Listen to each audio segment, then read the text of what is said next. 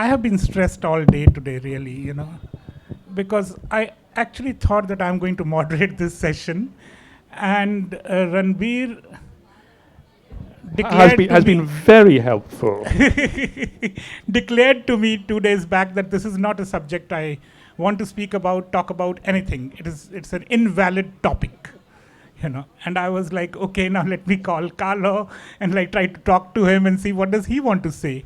I had no idea I was to be a speaker here. Otherwise, why would I have gone through the stress? I can just speak what I want to speak, and they can speak what they want to speak, and it's okay.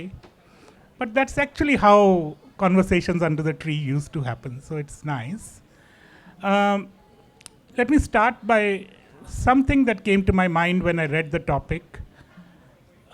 When I was a student, and I come from a very fractured land, I asked eminent photographer Deborah Bright, I was visiting her in Boston, and I said, what are your views on reality and representation? Because part of the fracture of the land I come from, or the subject I deal with, is about all these inventions of tales, and no tale agrees with each other. And there are some points of inflection, and then everything spirals in different directions. And I was just confused about it. And she said something very, very simple. She said, there is no one reality, and every representation is how you understand the world and how you mediate upon it to represent it to the world, And I thought a topic like this today is in many ways talking about invention, but it is also talking about the act of writing and what languaging does for us. And I'll give it to Carlo, because that's an point from where you might want to start off, because we were talking about this earlier. Good evening, thank you for being here. Hi. Writing as a way to reinvent oneself. I thought about a lot of ways in which I have had to reinvent myself throughout life. So as a journalist, I began to write novels. So I had to also wash away from my hands and from my mind my journalistic writing and allow the novelistic writing to come in and allow these two selves to communicate with each other. And that was one invention. Then as a novelist, I had to reinvent myself from an obsessive compulsive architect who needed to structure everything in the novel to a gardener who sort of approaches writing in an organic manner. And I had to reinvent myself within the craft of writing a novel. And I had to reinvent myself by shifting from Italian to English. So I'm familiar with the metamorphosis and comfortable with it, and I don't mind it. I don't mind the challenge. I think then beyond that, of course, there is the topic of how you change within the writing process. And I guess that's when I hand it over to you. Yeah, I mean, I think, Amandeep and I, also Carlo and I were talking, I don't understand a notion where one reinvents oneself through. I just don't understand this concept of the term. I certainly understand an idea of reinventing oneself, and that as writers in our lives and as artists or serious artists, we do find ourselves in positions where we fundamentally overturn so much in our lives. To become, I suppose, something of another person, to become, trying to think of a good example here, but I'll think of one, and maybe you can talk. But these forms of transformation happen, I think, in our lives. I don't think they happen in the writing. I think the writing changes because we change ourselves, and because we push ourselves, as artists, often into more and more complex, difficult situations.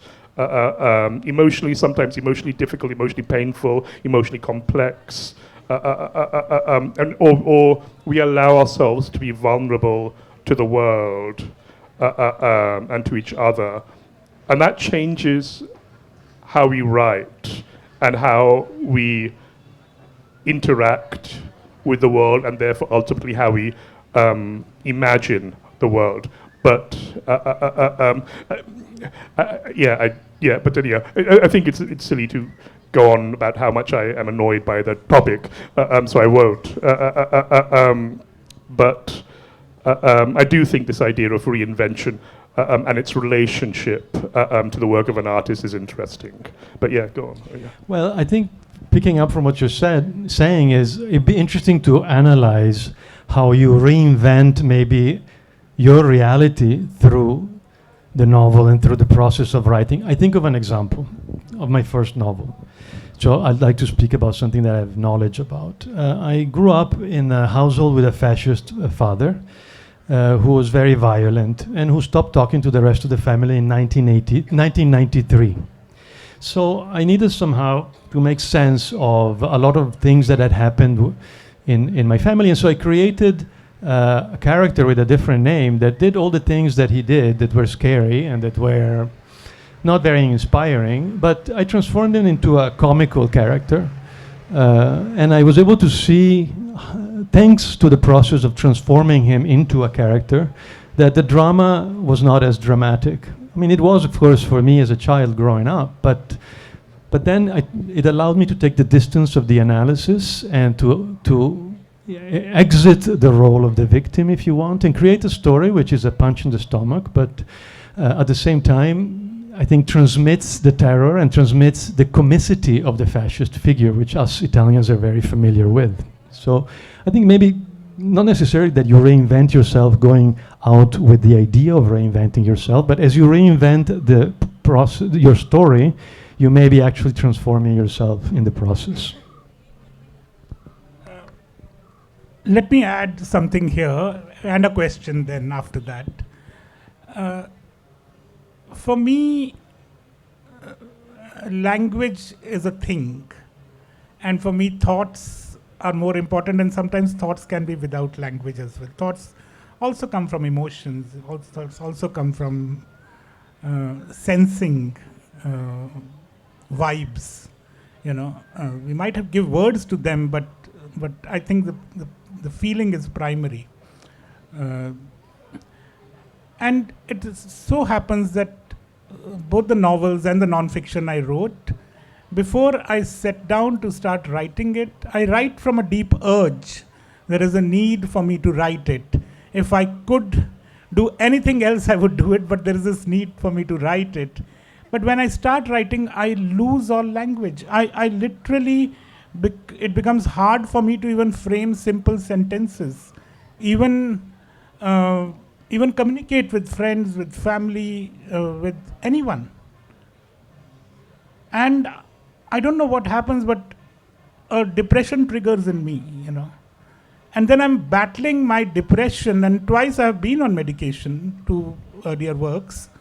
And I'm grappling with my depression, and I'm grappling with my depression through language by seeing whether I'm able to state what I'm feeling, or is my language running away from me, So the question I have for you, and it's out of my curiosity, it's simplistic and there is not a binary answer really, but does a writer make writing, or does writing make a writer?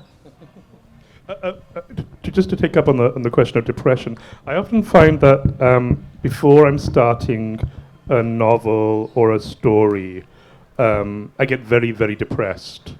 And it can go on for weeks, and it sort of gets deeper and deeper. And it took me a long time to figure it out, but it's sort of it feels like it's like my body knows it's about to start something like this, and I can't start it, so I'm frustrated and irritated with myself that I can't get any real work done. But also, like everything is slowing down more, and my relationship to the world is sort of becoming more and more close. And then suddenly it starts, like I find that first line, that first sentence, and everything flows from there, and it's an extraordinary sort of moment where suddenly I feel like this sort of rush of words, of language. As you say, language, at that moment, for myself at least, the language just completely opens up.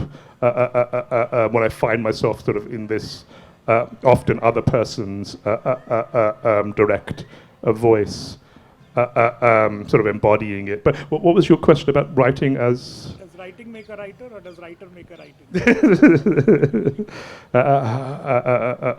Does writing? Yeah, I don't know. I'm regretting having talked about my father because it turned into a psychoanalytical session. But depression is a happy topic. Where everyone talks. We could put it as a subtitle to the talk. A psychoanalytic session. Does the writer needs to do the writing in order to be a writer? I suppose, yeah, I suppose. Sometimes when you do the writing, it makes you a Yeah. different person. Absolutely, yeah. So you're transformed, and you're both describing a process of transformation on the eve of the beginning of a process, which is writing, which is called horror vacui, probably, the fear of the emptiness that is waiting for you, even though you have some ideas, especially if you are a gardener, an organic writer who takes the chances of starting into the path of a story without knowing how it will end, which is usually the best way, I suppose. But so do you need to become a different person or transform yourself and have these? It's possible. I don't know. I'm writing a novel right now, and I'm in a phase of elation and frenzy and excitement because it's there now. So I'm in the middle of it, and I can't wait tomorrow to take a plane and go back and continue it. So I think that there are different phases. So to keep on the writing as an act of reinventing oneself, in this sense, in the beginning it might cause this need for reinventing yourself, and then throughout the process it might call for the capacity to handle the different phase, which is to also pace yourself and to continue producing the story that you want to produce. But there is of course, as you said, at the eve of beginning of something, there is a panic that hits you. Yes, that happens.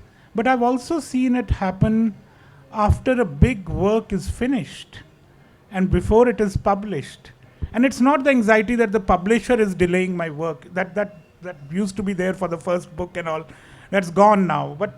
But I can tell you the last big book I did, this one on Punjab, which I finally managed to do.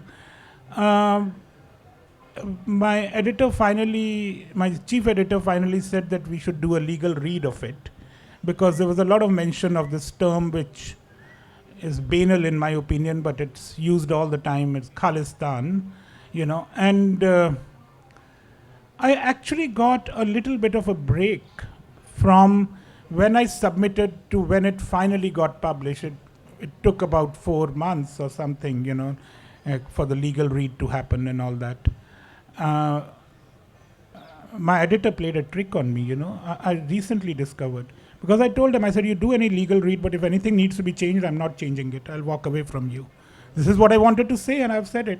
So the editor, without telling me, changed a few things, but none of it taking away the meaning. He was reinventing yourself. Yeah, he was reinventing me, and but I suddenly felt another low after that. And my teacher, the famous poet Hoshang Merchant, he said to me that the task you have been doing for the last few years was so big, and you propelled your energies and your effort to make that happen, and now you're winding down. Give yourself time. It is okay to feel low again. Does that happen to you? Or is it just the excitement that the book is done, now it should come out, and I'll do all these literary jaunts, and I'll do all the... Well, I'm happy to come back to the topic of depression. Yeah, no, it's hot. I think we both probably know it's the end of writing something can be really quite emotionally exhausting and painful, and then the worst thing comes is when it gets published, which is even more emotionally exhausting and painful. My dear friend Lynn Tillman, when her first book was published, she was living in London at the time, and she said she basically went back to her room, lay down on bed, and didn't get up for 6 months, and then, she's still around, so she's still publishing books, which is good.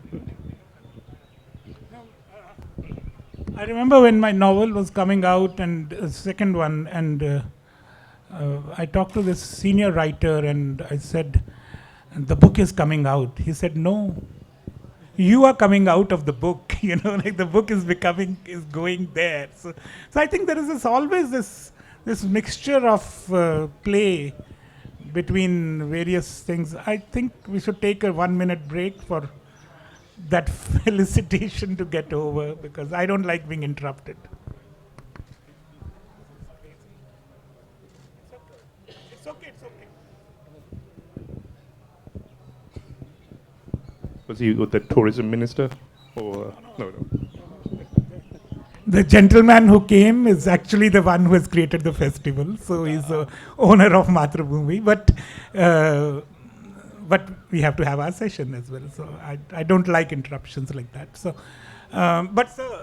with due respect to you, I mean, we are happy that you are with us. And so going back to a more direct question to Ranbir from my side, and I sort of know his answer, but I want to see what he says here. Like his novel, he comes from the same region. He writes about the same things that I write about Punjab. And his latest novel just blew me, and you must buy it. I mean, I'm not saying it as a marketing thing, but the narrator and that voice and that mood and that setting, all of it just takes you in like that. It's a slim book, but a very, very, it's like memory, like water, just flowing like this. It's very beautiful. But I wanted to ask him, I mean, would you know how you did it? What happened exactly? What was going on? Yeah. I mean, actually, we talked about it, and I talked about it in the shorthand. But it was a book that was. It's about an old woman who is dying in a small village in Punjab, and it's a book I was thinking about for several years, and I made several starts at it. None of them at all successful. I got probably no more than a paragraph written over, or 2 paragraphs written over like 3 years. And then finally, when it did start, I wrote it all very, very quickly in a period of like maybe 3 months or 4 months. Actually, I think 5 months with a break in the middle for reasons.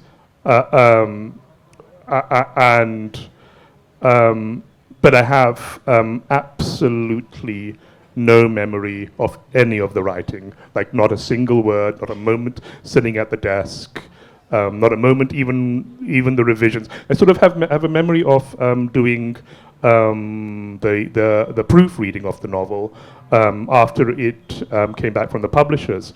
But up to that point, I have no memories whatsoever of any of the writing of that novel. Nothing. And this was what, a year ago or so, and completely, yeah, not a thing. Do you recognize it as your writing? Oh yeah, completely, yeah. Yeah. Yeah, I mean, I didn't pay a guy in Mumbai to write it for me. No, you didn't pay, but I'm saying this is sort of an illustration of what Socrates calls divine intervention. And one of my favorite singers is Kumar Gandharv, and you perhaps know the story of he got TB and he was convalescing for a long time, and for those who wouldn't know, he was the greatest child prodigy of Hindustani classical music, and he was convalescing, and he would hear these beggars near the temple singing Kabir, this medieval poet. And when he finally was permitted to sing again, he started singing like those beggars, singing Kabir. And it was very clear for him that I'm going to sing about formlessness in a formless manner.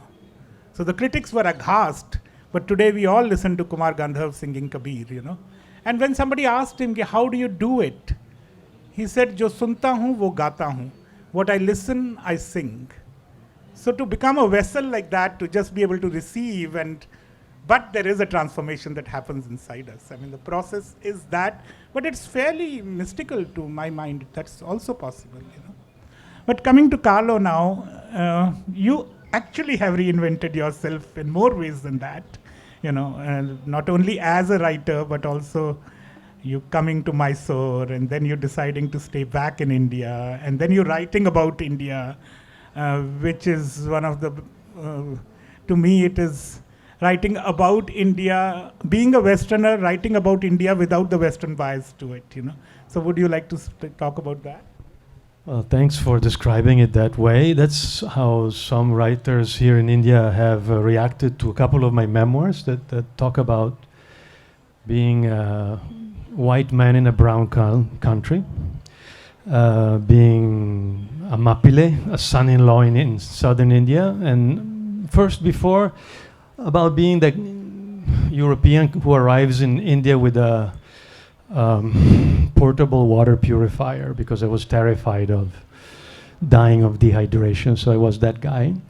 And slowly learning how to Indianize through the last 12 years that I've lived here. And without also caving into that easy fable that a lot of people, my peers or older, create in India, which is looking for salvation, looking for a cure for their depression, and so avoiding those pitfalls absolutely, because I find it's again something that people come and look for, and they find it because they're looking for that very often, and a lot of them find it. But I didn't want to write that sort of book. I wrote about making fun of my misunderstandings and yes, documenting the change that happened anyway, definitely, that happened in me, the patience that I learned here, not necessarily through the meditation or through the yoga, which was very helpful and wonderful, but also simply through the daily life, learning how to get an Aadhaar card, opening a bank account, get a PAN card, and all the Indians here know what I'm talking about. And then you learn how to reinvent yourself into an Indian who's very, very patient. And you learn that it gives back some things to you. So all this I learned because I've written about it. Because as I was living it, I was not realizing when there was demonetization and I found myself in a queue at the post office. And it was just me and one gentleman in the queue, and there was no one else in the post office. And he was rubbing his belly into my elbows. And normally, my reaction would be to, like Agora, push back and say, take your distance. But instead, I decided to be patient. And it turned out I didn't have change. And, during the monetization, that meant a big problem. And this gentleman volunteered to pay the 20 rupees that were missing for my bill. And so karma immediately paid back for the reinvention I made for myself. So I understood this anecdote, which I put also in my short stories, because I've written about it, because it gave me time to ponder and understand how did I change through this experience. So this has been how the memoir writing. But for me, fiction and non-fiction have a very strong direct dialogue. So even in my short stories, which are fiction, a history of objects, I have these anecdotes that I have lived, even though they look like fiction. Ranbir, coming to you, I mean, you're born in London, you grew up on the West Coast, an angsty teenage, I think, and which is what you talk about in Deep Sing Blue, your previous book, And then you shifted to New York, and then you now live in Greece, and a little bit in India. How have you been able to absorb all these different... Identity is a bad word to use here, but the circumstances of living itself differ from place to place, largely differ, culturally differ. So what changes have you been making in yourself, or you have not changed, or? Yeah, no, I think hugely. But I remember when I was living in California, there came a point where I began to call myself a Californian, and then later when I moved to New York, I found myself calling myself a New Yorker, and I still occasionally call myself an American. I certainly can't call myself Greek, but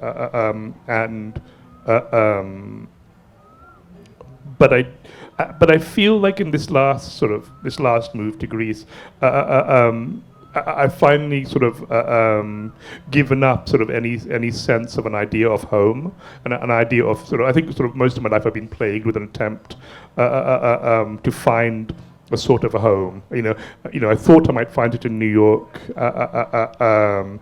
and I wasn't really looking for it when I moved to Greece.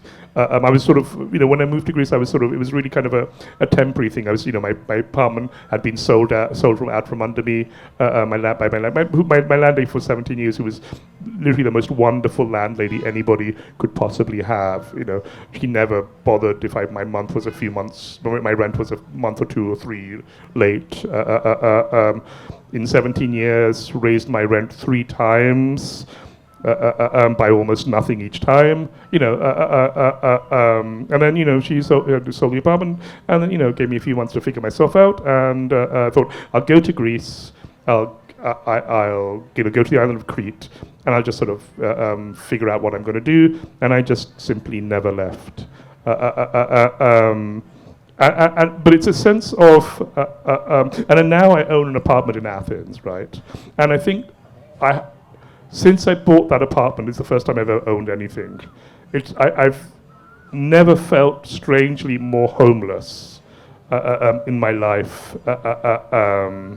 And it's a kind of homelessness which I'm sort of very happy to embrace. Because I think it's a kind of a homelessness that's sort of very natural. I think it's the kind of homelessness I was sort of fighting against. My whole life in this sort of quest for an idea of home, quest for a sort of an identity tied to a place and an idea of roots.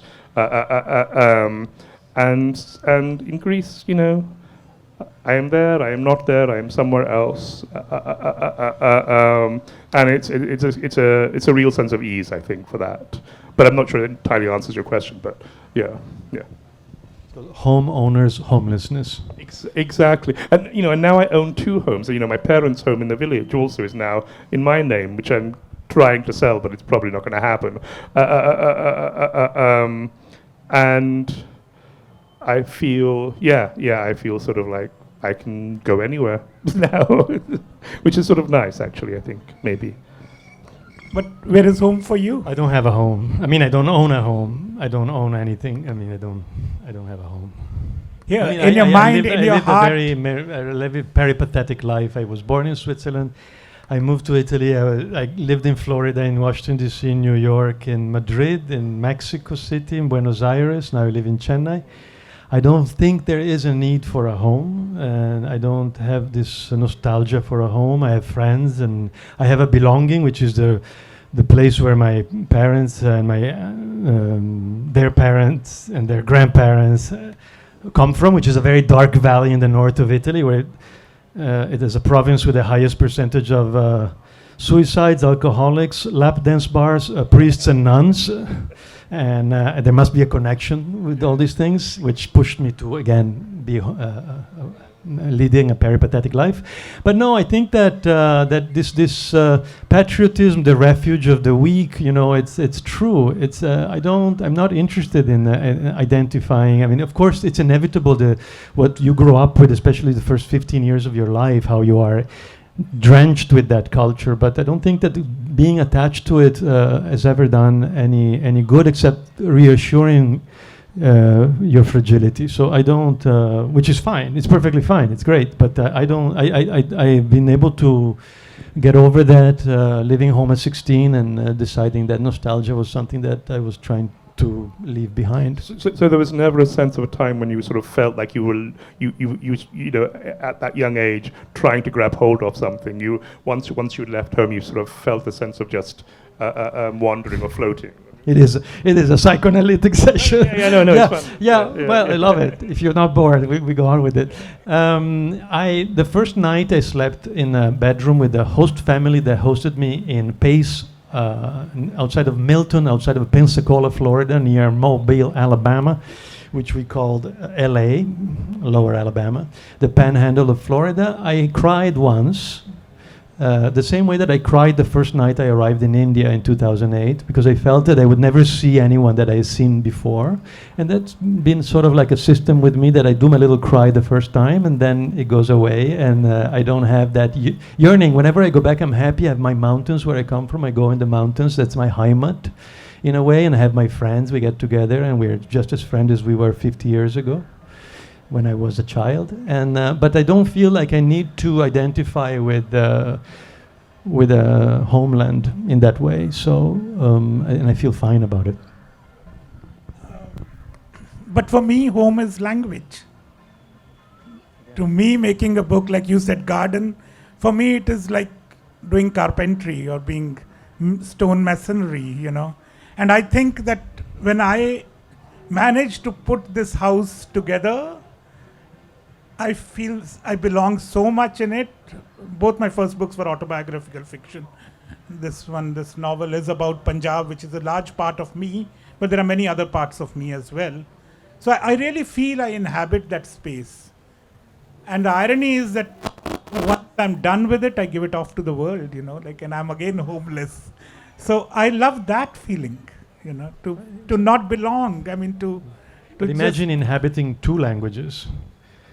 Then you're even freer. Yeah. and also, you can observe how you change if you write in a language where you are perhaps more profound or analytical, and then you join a language where you can be funnier.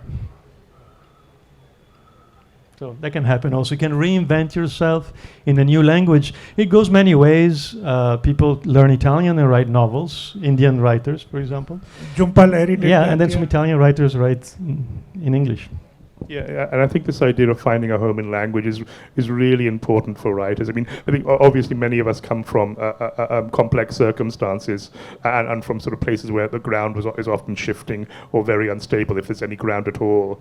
And so when we find we have a facility for words, that sense of home on the page becomes this really sort of very important refuge.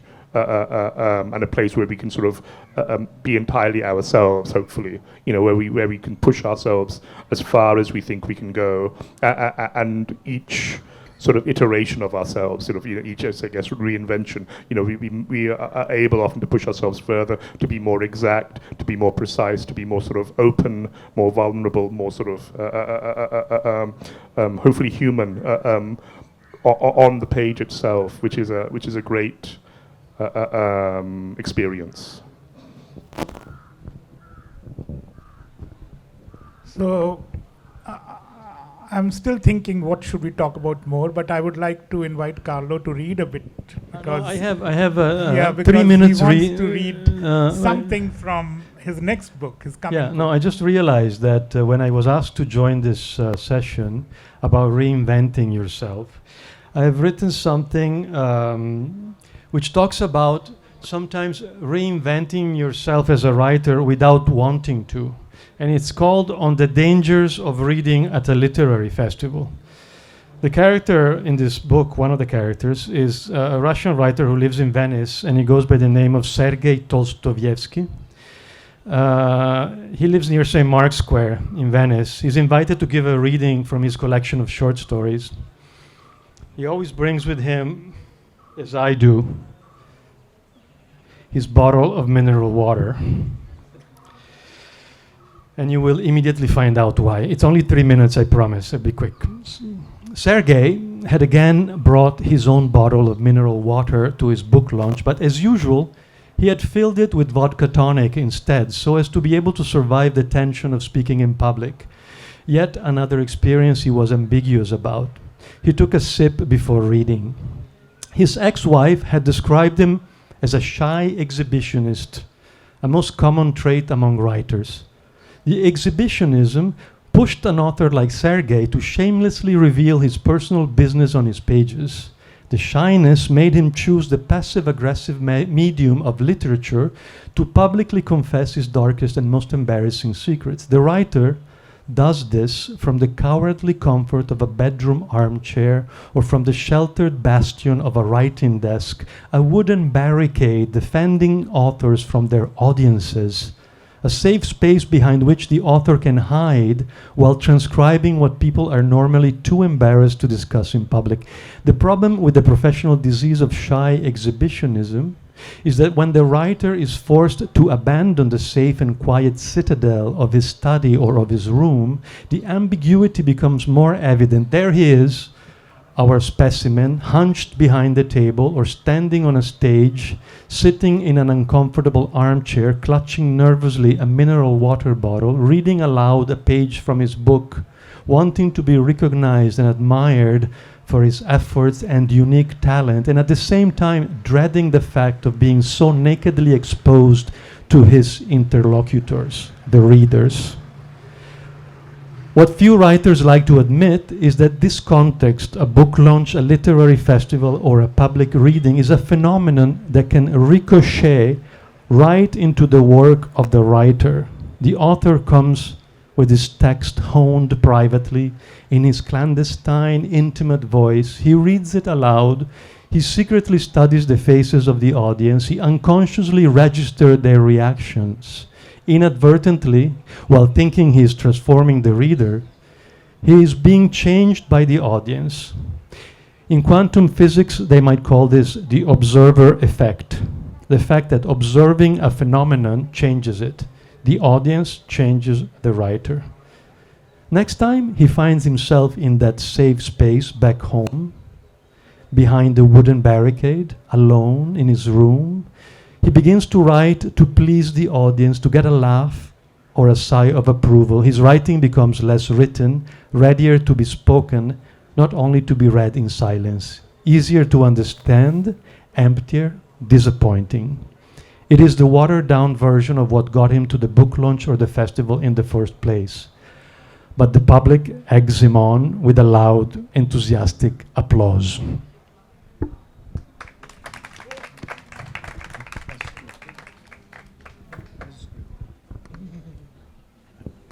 Taking on from write this, have you allowed your audience to change you? Both of you? Either of you? What people say, what they think? No, really not. If anything, perhaps it's also been, people talk about one writes for an audience. I don't think I do. I think at some points I tried thinking about that question and tried figuring out if I had an audience. But no. I think I just write for myself and hope that it connects with other people. And I think that's important for a certain kind of writing to be completely interior, to have no sense of an outside world while it's still being written. But yeah, no. I try not to think about that at all. Well, this piece was about a discussion I had with a fellow writer in Italy, and we're discussing about another writer who had a lot of success and was very exposed, and who had began to sound like himself. And he's a wonderful writer, but the danger what he was observing and we were discussing is that it actually can impact, and then it's beautiful. I mean, you can create something and become something thanks to the audience, but it's not the same voice that Ranbir would have because he doesn't allow the audience to come into his mind and dictate. Personally, yes, I do keep an audience in mind because, like, for example, when I'm writing Mapile, I was thinking about Indian readers, my Indian readers, and maybe some Italian readers, some European readers, but definitely I'm conscious of who will read it, and that actually helped me, bizarrely enough, be more universal in the approach of a memoir of a foreigner in India. So yeah, I don't think I was able to completely. It was an important presence to have the idea of who will read it and how they would receive what I was analyzing of my experience. But it's not literary fiction. I think in literary fiction it's very different. Yeah, no, I think in that context it would be very important to think about the specific audience because it is such a very specific book set in a very specific place, and you really want to engage different audiences and sort of in different ways and different levels, and it's sort of it has the sort of those. In other words, you want to not be patronizing to an Indian audience, but you also need to be sort of, you also need to explain some things to an international audience, which an Indian audience would think like, yes, of course, we all know this, But literary fiction is different, and I think you definitely, you can't be thinking of wanting to please or to seduce specifically someone, but you just should write what you think you should write, which is what I did with this piece that I just read you. But it differs vastly from being a journalist, right? As a journalist, you are constantly thinking about who are you telling this story to, why are you telling this story? Why is it being told now? And that informs how we construct those stories. Well, you're conveying information, whereas you're creating a world and you're conveying the emotions of that world and the thoughts of that world as a literary fiction writer. But as a journalist, you have to convey in the most effective way possible some information. Are two different missions. No, so, I mean, we don't have a right to appropriate all writing and call it literature only. I mean, journalists do fantastic work. I'm also thinking of invention as a persona that you take on while writing, and otherwise you are a very different person. I say this because as a person, I'm pretty reclusive. I really don't get out of home. I don't maintain too much relationship with people, friends.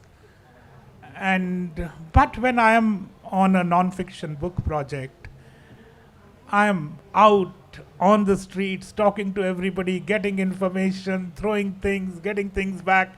I'm a very different person, And these are also cells of me, And I wonder if that works for you in some ways. Does it happen to you also? Oh yeah, I mean, I love to get out once in a while. But I live in a house on the beach here in Tamil Nadu, and I love also my mornings, my long hours of fiction writing, and the company of the voices that I create and how they speak back to me. So I do enjoy that, but yeah, it's nice to get out once in a while. I think we have some beach dogs that we have adopted. So the rule my wife and I have is that as long as we talk to the dogs, it's okay. But when the dogs start talking back to us, it's time to go out of the compound. So that's our rule. And also the other work you're doing with girls' football. Oh yeah, well, that's not writing. So I think we have a little time for the questions, I think, right? So Are we out of time or? You're We're on on time. time, yeah. Okay. Ranbir, would you like to add anything to being different people at different points? Like I just gave the example. Of Yeah, Change no. voice when you say that. Hmm? You can change voice when you answer. I'll change my voice. No, I don't think so. Yeah, I mean, I think we do inhabit different selves. I inhabit lots of different voices. And often when I'm by myself, I inhabit many different voices, and I'm talking to myself, and then I suddenly find that maybe somebody else is around and hears me yammering away at something. But